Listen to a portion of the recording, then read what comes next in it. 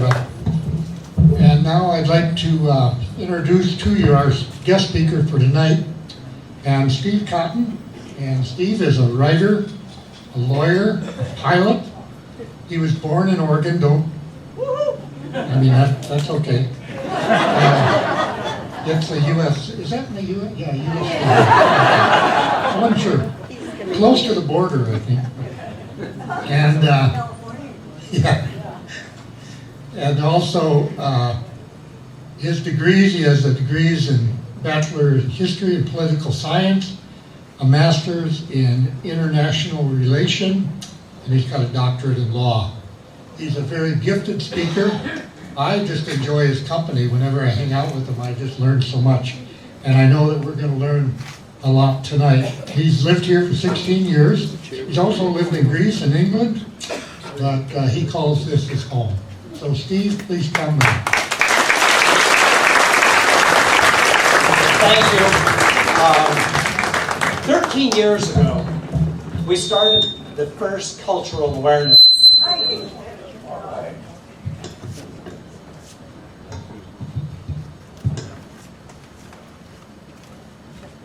We started the first cultural awareness class here. And it was conducted by an American missionary who had been serving in Mexico for about 30 years. His name was Tom Ovington. Some of you may remember him. His daughter, Alexa, and his son-in-law, Ben, started the Taza Negra. That's where a lot of people know them from in the community. Tom had raised his family in Mexico and knew Mexican culture probably better than any American I had ever met. He decided that he wanted to lead us through a cultural awareness class, since we come from different backgrounds of what it's like to live in Mexico, things that he's learned and observed. But he also used a book, which was studies about cultural awareness. I'm working on it. And technology awareness. And technology awareness, yes. We're going to restart. Okay.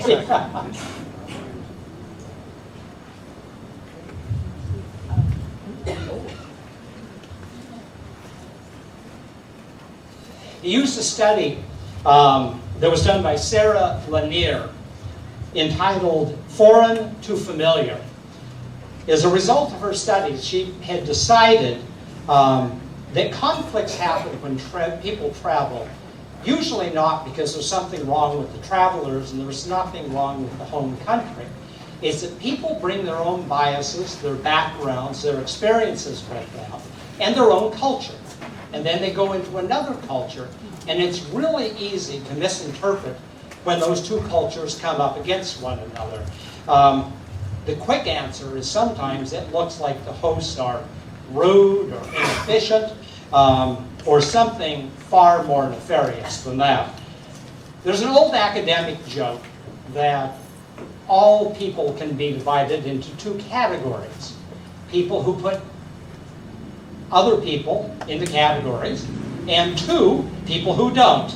And Ms. Lanier did exactly that. I tend to be more in the latter category. I think life is more complex than that. But Ms. Lanier started with deciding that cultures could be divided into two portions: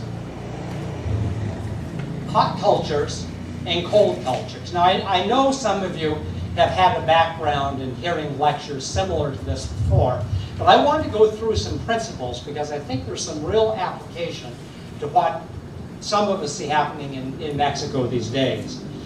When Al asked if I would do this segment, the one on etiquette, I initially said no. In the past, I have handled the history portion of the series because that's my background. That's where I have some expertise.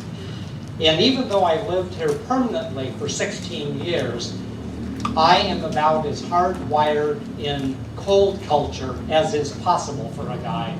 I've lived all my life or most of my life, in the northern United States. I have about a century of heritage from Canada, and I come from English and Scottish stock. there isn't a lot of hot culture in that mix. So I'm going to tell you, I look at this stuff sort of solipsistically because I see it through cold eyes and a really cold brain. Then something changed my mind. How many of you keep up with the local Facebook pages? How many of you have been disheartened this year at the amount of hatred, fear, anxieties that appear on the page? That changed my mind. I said, I think, yeah, I want to do this segment. I've also witnessed the same behavior on the street. I've seen it in restaurants, and if we're confessing, I had a northern meltdown myself in a restaurant of all days on Christmas Day. So I'm partly here to do penance, and all of us can confess and do penance together. So here we go. One reason I demurred from this topic about etiquette is that it has a tendency to devolve into wagging lectures. And you know the kind of thing sounds like lessons from Ms. Chatterton's school for wayward girls and boys who misled them. The kind of thing of where do you put the fish fork in a formal setting, where do you not put your hand during a waltz, and how to pronounce adios. And we will discuss some of those rules later. I want to do some application. But before we get there, I want to talk about some principles from hot culture and cold culture. Last week, I interviewed a series of Mexican friends and acquaintances and asked them two questions. One, what bothers you about Northern behavior? And two, what do you like about Northern behavior? I was surprised at the answers. Pleasantly surprised. Here are the things that they said about Northerners. They're very friendly. They show a lot of respect. Most of them like to help the people of the town. They like to talk with Mexicans. They try to speak Spanish. Everyone, for some reason, added that word. They are very clean, and they support a lot of the economy. Without them, the local economy does not move. I talked with about a dozen people in those interviews, and the responses were almost exactly identical. There was a mixture that was different. And this is always the order that they put it in. Do you notice anything odd, what we may think is the most important thing to us being here, what Mexicans would think? The last one. All of them put the money as the last thing they talked about. Now there's an old cynical joke that Mexicans see all of us as walking piggy banks. But this says that's not true. Everything up there on the top of the list are things that deal with relations, of interactions with people, with building friendship, caring about one another. And I shouldn't have been too surprised about that, because when we come here, we bring a lot of our own culture and lessons that we learned growing up, a lot of them from our parents. And that's what the Mexicans are seeing in us, those that see the positive things. In fact, it reminds me of, what's his name, Robert Fulham. His book, Everything I Learned in Kindergarten. And those lessons, I think at times we need to remember. We try to do them, and I think we're doing a lot of them pretty well. And they are, here's just a couple of them, if you remember. Play fair, don't hit people, say you're sorry when you hurt somebody, and when you go out in the world, watch for traffic, hold hands, and stick together. Now, I wish those lessons were posted on the top of every Facebook page here, because these are the behaviors that I think we're doing a pretty good job of exhibiting, but at times not. Now that sounds like a lot, those things up there are back with that word relationships once again, about how we deal with one another as people. And that's where I want to start with the hot culture, cold culture discussion. Let's start with the characteristics Ms. Lanier attributes to hot and cold cultures. Probably none of those are surprising to you. Hot cultures tend to be relation-based. They have indirect communication, group identity, inclusion, and they respond to life instead of planning, and it is life-oriented. Northern culture tends to be the flip side of that. It's task-oriented. We really honor direct communication. We are very much individuals. We honor privacy, and we also honor advanced planning, and we're time-oriented, really time-oriented. I told Alex when I walked in that when I looked at the web page, knowing what I was going to be talking about today, I looked down at the notice that said 5 p.m. sharp, and I said, boy, we're a northern group, we're that. Let's divide up the countries too. Ms. Lanier did that. She saw the hot cultures as being the southern United States, Russia, Asia, the Pacific Islands, South America, or most of South America, Africa, Mediterranean, and the Middle East. The cold cultures, the northern USA, Canada, northern Europe, New Zealand, Australia, Argentina, southern Brazil, and I should say white South Africa. And if you look at that list, it's mainly places where northern Europeans have gone to live on the cold culture list. You might notice one country that's not up there. An obvious one. What's not there? Mexico. Correct. Now here comes the first test. I'm going to tell you the questions get a little bit harder later. Where would you put Mexico? As a hot culture or a cold culture? Hot. Why? Looking at the list we talked about earlier, would be anything you would pick as a reason that you would think it's hot? Inclusion. Relationships. Life-oriented. This one is a pretty obvious one. What I find interesting is that the southern United States has more in common culturally with Mexico than the southern United States on this type of listing than it does with the northern United States. And if you lived in the South for very long, you can see where that list makes a whole big difference. I mean, I haven't lived in the South very long, but I've visited there.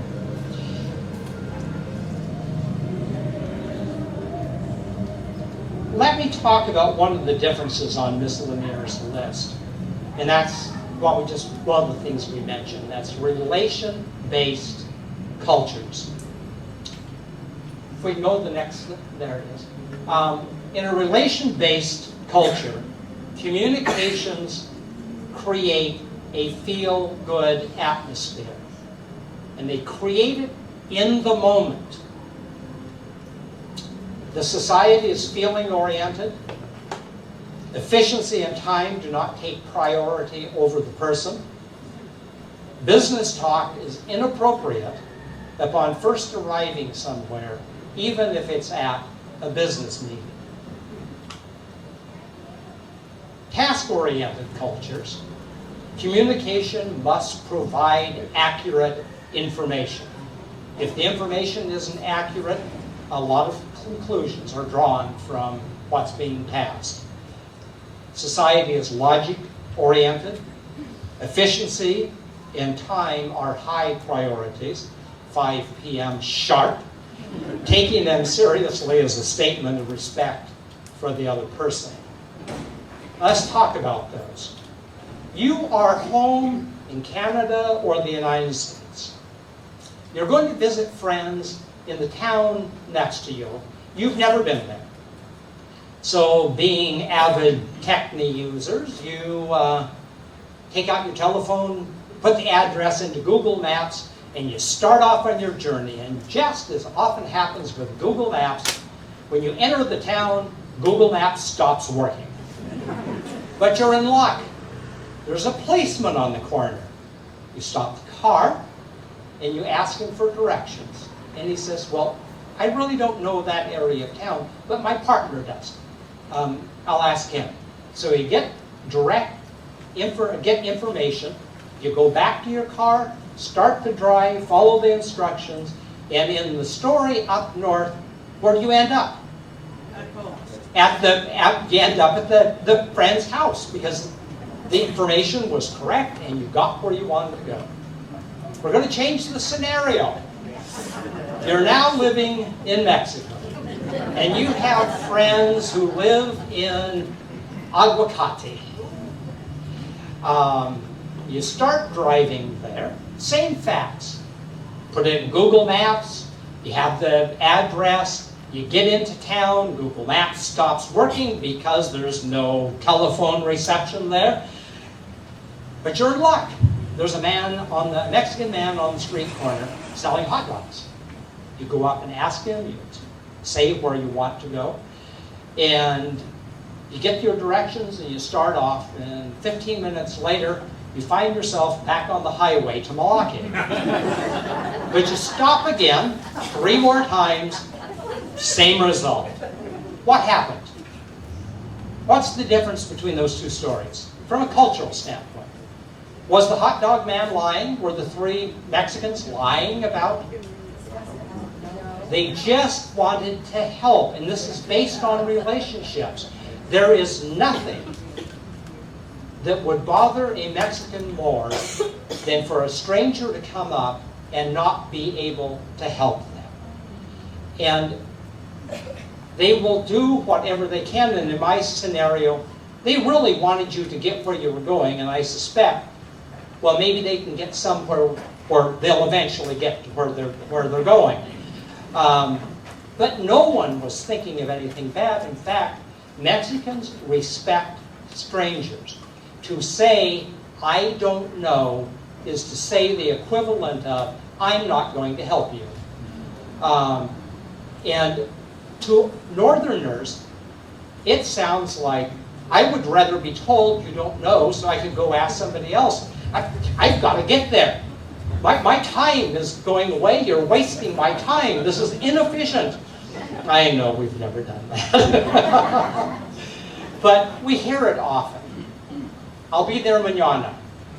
Your meal will be here in 5 minutes. I would love to come to your party. And of course, I don't show up tomorrow. Your meal shows up 32 minutes later.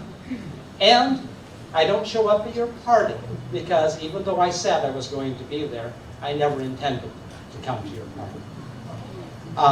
And we'll talk about that. There are 2 stories. I want to talk about this time efficiency.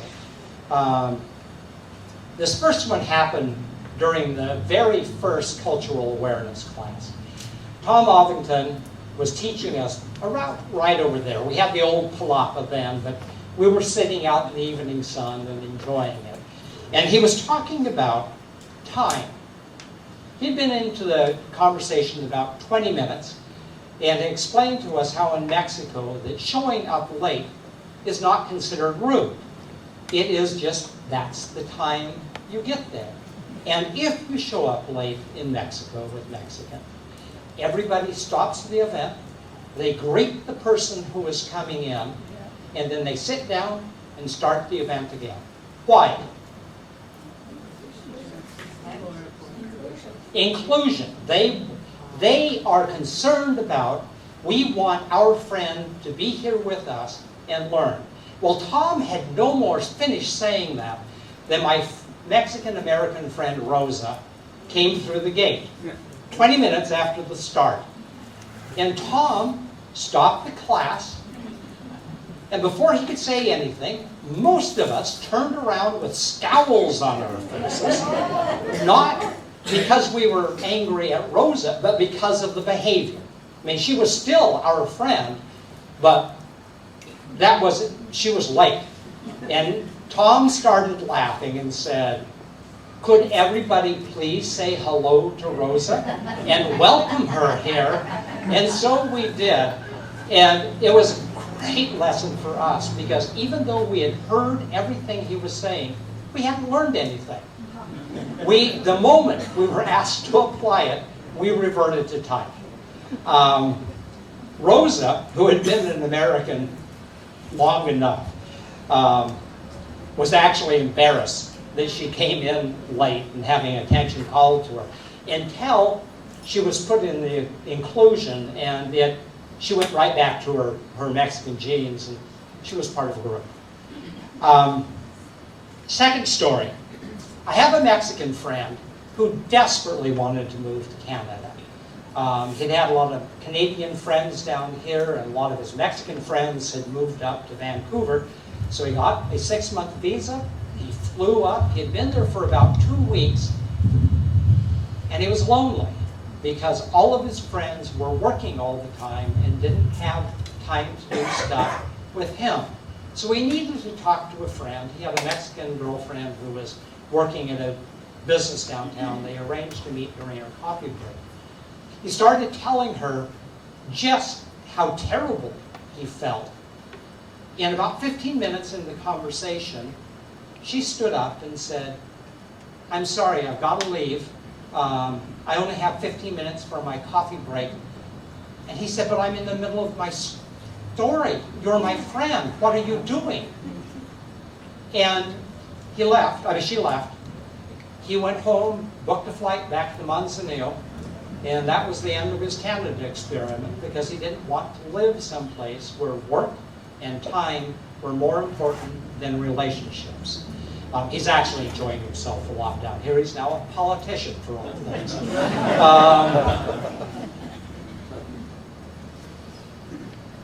There's a lot more I can talk about hot culture, cold culture, but I want us to keep one principle primarily in mind as we talk about application, and that is relationships.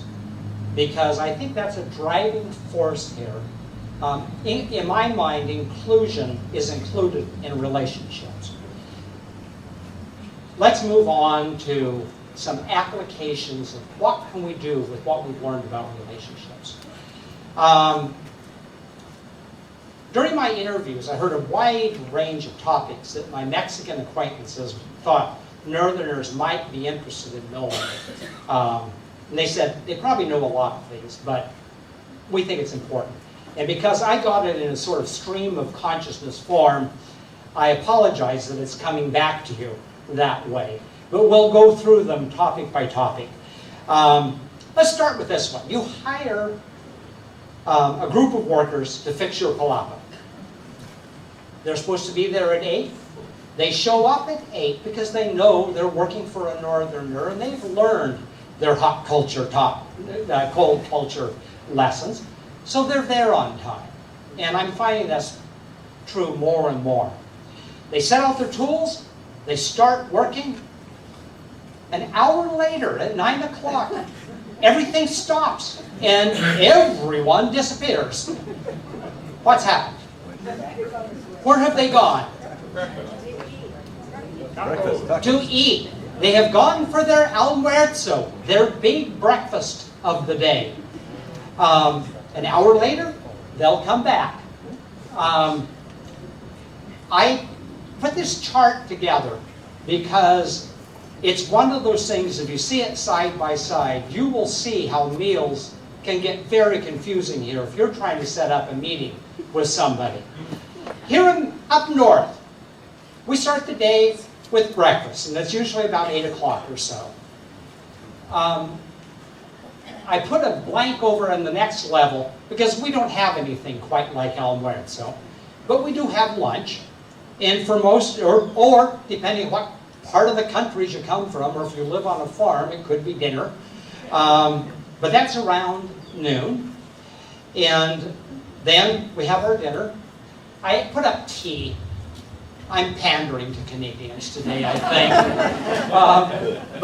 And then we have supper or dinner, which is our big meal of the day. And it's usually 6 or later, depending on when the Denny's early bird special is being offered that day. But here in Mexico, the meals are quite different. Desayuno is the start, it's the breakfast.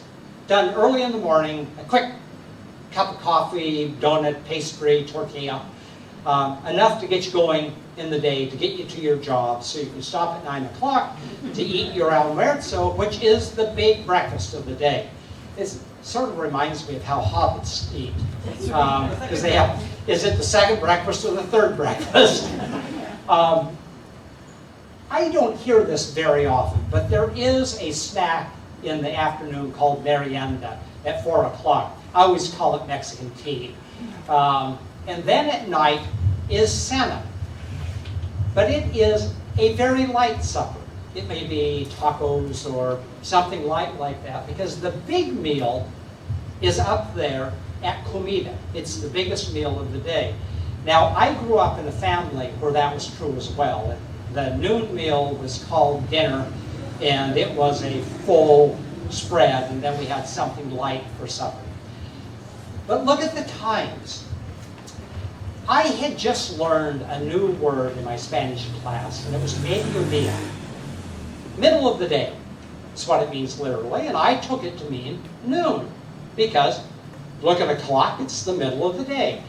I was going to meet a girlfriend for lunch, and I said, we'll meet at mediodía, we set up the restaurant. I got there at noon, and waited, and waited, and waited, because you can see where this is going already. She showed up at 2, and she said, you're here already? I thought I was going to beat you, because I'm right on time. Now, I've learned my task-oriented versus relation-oriented lessons, and I wasn't going to bring it up. About 2 weeks later, I discovered what had happened. She is an employee. The midday break for employees is 2 o'clock. The middle of her day, her mediodía, was 2 o'clock. From now on, we use numbers. And then I learned to be patient, because that time may not be kept very well, and more than likely, even if we were going to have a very private conversation, my friend may bring along 6 of her girlfriends with her, because they hadn't had lunch yet either, and we were going to make an inclusive party out of it. So I just deal with it. But it's about relationships. It's not about the time.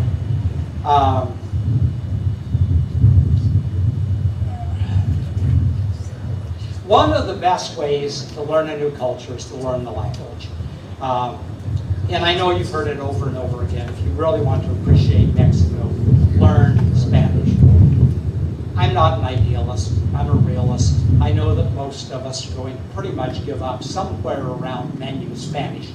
And that's going to be what we do. But I have some suggestions for phrases. Some phrases you might find helpful. The first one is, after you are served a meal and you're with a group of people, you say, what does it mean? Bon appetit. I have told that I've talked about this for some time. I don't think there's anything in English like it, other than dig in and eat your grub. But for some reason, it doesn't have the genteel effect of bon appetit or buen provecho. That, again, is a relationship thing to include everybody into what's about to happen. You're going to have a meal together. It's not the meal, it's the doing it together. You do the same thing when you leave the restaurant. As you pass tables where people are eating, you wish them buen provecho. It is simply a courtly way of doing that. Another one of those is Mexico inherited a good deal of its customs from Grande Spain, when Spain was the colonial power here. When you get into an elevator, when you enter a shop, when you meet somebody on the street, greet them. But don't stick with just hola. That seems to be our default. Because here, it is much better to do the more formal time of day. Whatever greeting, whether we buenos dias, buen dia, buenas tardes, buenas noches. And I wish I had time to talk about what on earth is the line between buenas noches and buenas tardes. But we're not going to do that today. It is just a way to show that you're honoring the other person and to include them once again. This one is a magic term. If someone is sitting on a bench, if you're squeezing by someone in a shop, or if you want what appears to be a vacant chair, you walk up and say, con permiso. I love this one. It's so courtly. I always feel like I should have a plumed hat on and do a lift with con permiso. But it works wonders here because it is a showing of respect. Do you have to ask permission to take a chair where nobody is sitting? No, but we do it up north. And this one is just a little bit more classy. It's in the Buen Provecho state. Several people mentioned this one to me. Apparently, some of us have forgotten one of our kindergarten lessons. We do not wash our hands before meals openly as often as the Mexicans do. And this custom has a long tradition. When Spain was ruled by the Moors, this is a Moorish custom. It's an Islamic custom. Before eating, it's done at the table where hands are washed. To this day, my Arab friends have bowls on the table where they wash their hands between courses. It's a form of ablution, and it's a way of saying, I honor you so much. I wish to be clean for you. And think of washing your hands as continuing this centuries-old tradition that was brought from the Moors to the Spaniards to here, and Mexicans do it to this day.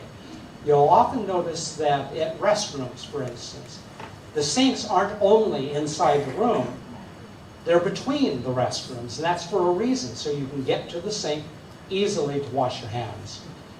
And usually, washing the hands is the best way. A number of them say, sure, you could use the Canadian hand lotion, which is what they call sanitizer, but it's not quite the same thing. And I think the same way. I think, boy, an ablution is a good way of doing it. This one is just an observation. I lived here for a couple of years, and a waiter friend of mine at breakfast sat down with me one day and said, I've got a question to ask you, Steve. Why do Canadians dress as poor people? And I like this one, because I said, we're not only poor people, we're sexy poor people. I didn't know how to respond to him at first. And then I looked around the restaurant. All the Mexicans in the restaurant looked as if they were dressed for getting on an airplane in the 1960s. And the rest of us looked as if we just got off of a refugee ship from Sudan. And I told him, I think the difference is we honor comfort. It's hot for us here. We don't want to be wearing a lot of extra clothes. So I'll leave this one with you. Do as you want. Mexicans find it really amusing of how we dress. And we provide a good deal of comedy for our hosts. So we should probably look at it in that way. And I'm not talking about people making fun. It's just we make laughter. And can that be bad? Gifts. This is a real tricky one. Mexicans do not give gifts to strangers. It's just not done. And even if you know someone, a gift can create some really odd problems. The first question that someone gets a gift, if they're not really a close friend of yours, is, what do you want in return? Because a gift creates an obligation. And it creates an obligation even in the relationship. And it isn't necessarily bad, but most of us, when we give gifts, that's the last thing we're thinking about, what's going to come back my way, other than the friendship. And sometimes maybe that's all that is necessary. And sometimes we really send garbled messages. My first Christmas here, I lived over in Beale, Oregon, and I wanted to give Christmas gifts to my neighbors. So I went out to, Norva just explained to us, you know what dispensers are. These bags here that include basic staples that the church gives out. Well, I decided, I had seen some down at Walmart, which were in large plastic containers. They contained about a month's worth of food. And I said, I'm going to buy one and give to each of my neighbors as a way of introducing myself.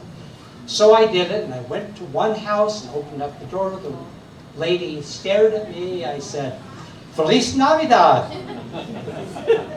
And she just stared at me. And I said, Feliz Navidad. And finally, she reached out and took it and closed the door. And I thought, oh, there's something going on here. And I gave it out to about 4 different houses. Same reaction. About 6 months later, a neighbor came and knocked on my door. I found out by that time she owned 3 or 4 shops in town. She was actually an upper middle class Mexican businesswoman.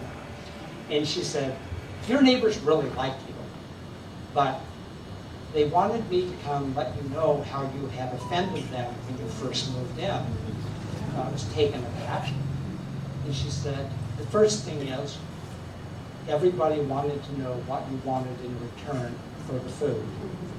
And I explained to her, and she said, well, okay. And she said, I understand that, and we can talk about that. But she said, those dispenses are what rich people give poor people at Christmas time. You were essentially telling your neighbors that you were better than them. Now, if I had better Spanish at the time, I probably could have explained better what I was trying to do. But it took a while to get past that.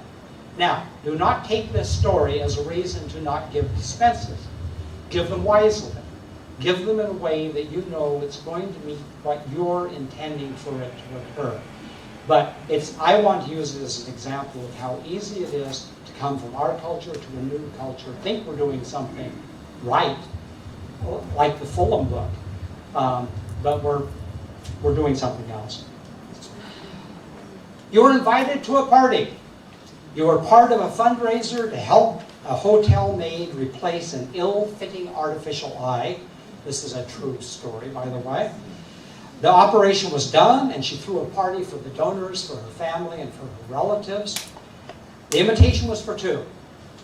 When the Americans and Canadians showed up in front of her house about 1:45, there was nothing. There was just vacant street. So we all waited around, and about 2 o'clock, she came out and her family started putting up some awnings. And when the awnings were up, somebody went to get tables. When the tables were there, somebody went to get chairs. When the chairs were there, somebody went out to get some food so that we could have a party. Well, obviously, the Northerners came expecting to eat at 2 o'clock because that was what the invitation was for. That wasn't what the 2 o'clock meant. It meant, be there and we'll start something happening here. The party kept going on till well past midnight, and the Mexicans had arrived by that time, and the party kept on going. There are a number of lessons to learn from that. One of them is the invitation time is just a target. There's no sharp time here in Mexico. The best lesson I learned from a multinational party at a Canadian home, dinner was set for 7 o'clock. A Canadian couple showed up at 6:45, worried that they were late. The American couple showed up right on 7 o'clock and wanted to know where the food was. There was one couple that was left, American husband, Mexican wife. They didn't get there until 7:45, 8 o'clock, sometime later. The husband came through the door and said, I want to apologize for my wife. Teresa believes that when you're invited to a party, that's the time you start getting prepared to leave. Teresa smiled and said, and Dawn believes the purpose for coming to a party is to be here for a specific minute. I think we've come here to enjoy ourselves all evening. I gave all points in that one to the Mexican culture.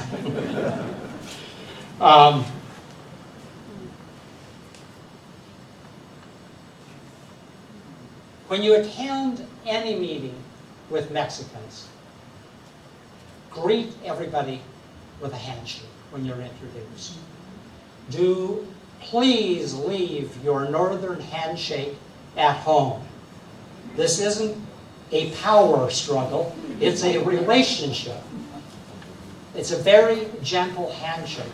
Look, barely more than touching hands and shaking, unless you're getting the full abrazo, and then it's a little bit stronger than that. But it's a sign, just like we shake hands up north, of creating a relationship. And when you get ready to leave, don't creep out the way we Americans and Canadians did from that party over there. Everybody you shook hands with when you came in, shake hands with on your way out, and compliment the hostess for how good everything was. It's the best party you've ever been at. There's a reason for that. It's respect. She may know it's hyperbole, but it's expected. And it's something we really need to do, and we should care about it because of the relationships that we're forming. I was stationed in Greece when I served in the Air Force in the early 1970s. All American officers were invited to an Easter dinner at the Officers Club. For some reason, I was seated at the head table next to the wing commander's daughter. Okay, I know the reason. And I had been warned that some of the dishes might be a little bit odd, something I hadn't tried before. And I thought I had a real winner on the first course. It was stuffed acorn squash. I knew what acorn squash was. So I started eating. I thought, oh, it's stuffed with some kind of meat. And the daughter looked over at me and said, oh, you're starting there? I usually like to start with the tongue. I paused. I said, tongue in a squash. And I gently lifted the squash. It was a cloven lamb's head, and I had started with the brain. I paused for a moment. I felt Greek eyes watching me, and I finished my lamb head, emptied it clean. Actually, it was quite good. I wasn't any martyr in this one. But it was a lesson to me. We are watched when we're offered food. In Mexico, food, plenty of food is a scarcity. It is only recently that lots of food was available here in this country. And food is a precious thing, especially when it's been prepared by a hostess who wants you to enjoy what she's offered you. Eat it. And I do have to add one other thing. You know how inflation has affected us in buying things. It's also affected families who have to buy that food to try to raise their families here. So if you are offered something, you probably won't have cloven lamb head, but eat it. It does work here too, because I've been offered eye tacos and brain tacos, and I've eaten both of them because they were offered to me. And they're quite good. I won't have the eye tacos anymore. Invitations. You invite your Mexican friend to come to your house for dinner on Thursday. She responds, I would love to. Thursday rolls around. You wait, and you wait, and you wait, no friend. and you asked her, and she said, you shouldn't ask me, but I'll tell you the custom. I never intended to come, but I think it is worse and it's more rude to tell you no when you ask me in the moment than it is not to show up. This is part of the culture, and it's one of the things you just have to accept. If somebody doesn't show up, you don't give them the third degree of where were you and why didn't you come? You just let it pass. Here's a test. You're at a business meeting. Everybody starts talking about their children and their dogs and their families, and they go on for about 5 minutes. A foreigner, not from that country, finally says, what are you people doing? This is a business meeting. Why are you talking about all these things? Here's the test. What country are you in? Probably a hot country. It sounds like one. Where's the foreigner from? Right. Want to take a guess? Did somebody say Canada? Yeah, that's a good guess. We'll take that one. Actually, this took place in the northern United States. There's a true story. My German friend, Holger, likes telling this. He can't understand why Americans waste all the time about all this relationship stuff when there's business to be done. It's the first time I've ever heard America called a hot country. And I could understand it in Georgia, but in New York, the ending on that story is he's married to a Mexican, and she's become more German than him, which shows you how things can change. I'm running out of time here. Let me do restaurants, because this is the one that I've got the longest list on. Number 1, show patience. Other than tacos, there is no fast food in Mexico, and if you've gone into a restaurant, you're probably going to get a lot of, it's going to take some time for your stuff to go. So I take friends to a restaurant, northern friends, and we're sitting at the restaurant. Do you think he's ever going to be done talking this? I think this is going to go on forever. Okay. Well, they come in. I'll be the customers, and I see this happening all the time. I'll sit down with my friends, and immediately it's. I'll say, "What's wrong?" Well, where's the menu? They didn't give us a menu yet. I said, well, it'll come. So the menu comes, and it's, well, is he coming back? I said, if you want him back, we can ask him to come back. And so, oh no, we'll just wait. And I finally asked, do you have surgery scheduled later today? Or what's going on? And they said, no, this is the only thing we're doing all night. And I said, well, here's an idea. Why don't we just let stuff happen and enjoy each other's company? And eventually the meal, when it comes, because it won't be here for 5 minutes. And it usually works. So show patience, because stuff eventually comes. 2, tipping.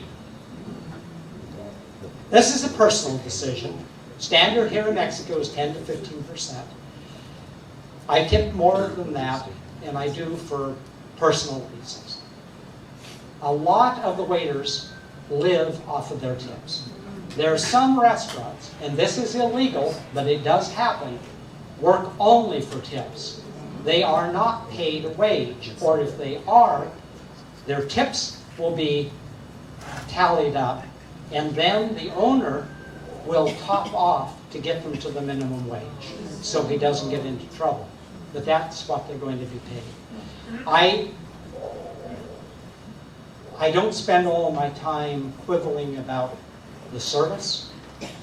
Or I try not to. And I think it's just good to remember that's what's happening with the waiters themselves. Substitutions on the menu. Avoid it. Mexican kitchens are small. The kitchens are set up to try to get things out as efficiently as possible. If you change something on the menu, it changes the whole process on the line, and it affects every meal in that restaurant. So I know it's regular to do that up in the States, but we try to avoid it. Substitutions on the menu, same idea. Slow stuff down. But there's another side to substitutions. Often, what you ordered off of the menu will not come out on your plate. And a couple of things could have happened. Number one, that is, the menu was written a long time ago, and they never served that. Because menus are more what the restaurant would want to serve, not what they're really serving. And the other thing that may have happened is the kitchen ran out of whatever it was. I had a Christmas dinner recently where they ran out of mashed potatoes. So what was the substitution? Canned spaghetti. All we could do was laugh. Because you have a choice. You can get angry, or you can enjoy the moment and have a good story. I have a whole lot of other stuff. We're out of time. But I thank you for your patience. Let me just say one thing. I started off with that list of things that our hosts like about us. They really do like us. So if there's something today that we've learned or relearned, think of it as a way of establishing a relationship with people who really pour out their lives to make our lives more enjoyable here. And they really do try to make it good. And I think it helps us to be a little bit understanding. This isn't Edmonton. It's Milwaukee. And we can be a lot happier for that. Before we go, there are two books I want to point out. And I use them for Labyrinth of Solitude by Octavia Paz. Some of you have probably read it. It's a famous book. And Mañana Forever by Jorge Castaneda. I have relied a lot on both books for what my understanding of Mexican culture, and I think they'll be helpful for you as well. I want to thank all of you. It's been very enjoyable.